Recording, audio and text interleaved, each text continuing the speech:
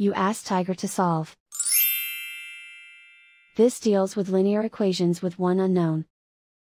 The final result is u equals -3. Let's solve it step by step. Group all u terms on the left side of the equation. Subtract 9u from both sides. Group like terms. Simplify the arithmetic.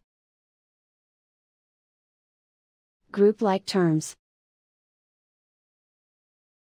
Simplify the arithmetic.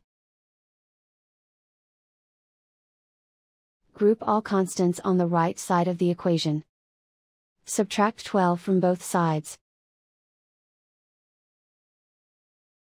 Simplify the arithmetic.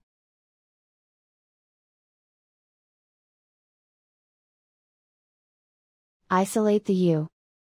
Divide both sides by -11.